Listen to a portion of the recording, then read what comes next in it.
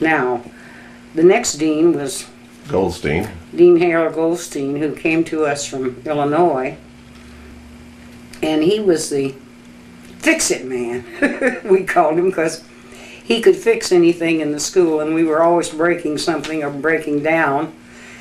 And we jokingly did a takeoff on the faculty one summer, and they showed the dean as running around with a hammer in one hand and a screwdriver in the other, rushing through the halls, repairing all the typewriters and the equipment. Dean Summers, very good idea man. He was interested in all types of libraries. He had been the state librarian. He'd been a public librarian. I think he had even been a school media specialist at one time, but he had Very briefly. He worked in every type of library. And he brought the school along and got research money. I think that was the time when first research money, and he encouraged us to go on field trips and encouraged us taking leaves of absence. For instance, that's when Doris Clack went off to Africa for a year and came back. I can remember the party we had for her when she came back, and she showed all the native costumes and explained all the customs of Africa for us. But he encouraged us to keep on working toward even higher education, and we were always encouraged to go to workshops. He was very active in ALA and FLA and SELA, as were all our deans. They remained active in the professional groups.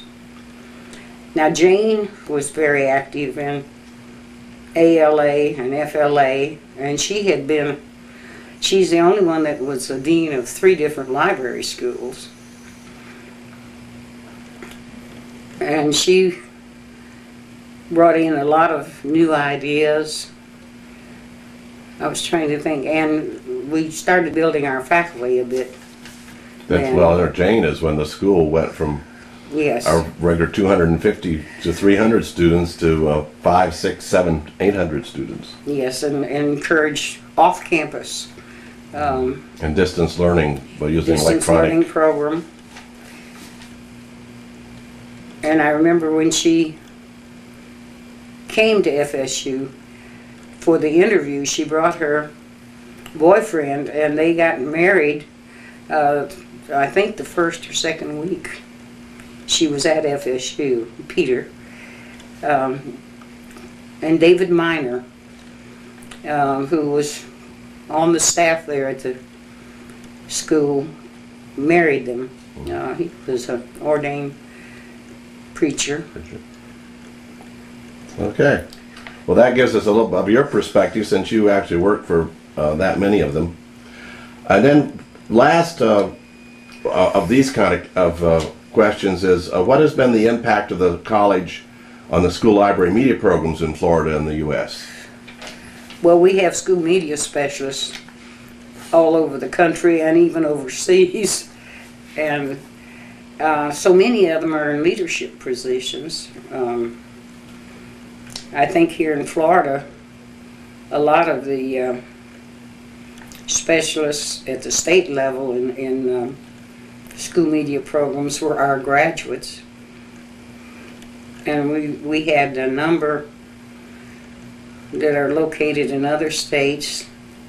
I know you can think of some. Judy Davey, who headed up in North Carolina. Right. And she was one of our, she got her master's and her doctorate there at FSU. Well, even the people who teach media specialists around the nation, we prepared a large number of the professors that teach library media. Yes, we did, and still do.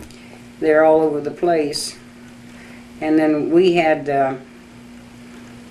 well, I think you can drive almost anywhere in the state of Florida, any of the smaller towns even, and at least one school media specialist finished in our school.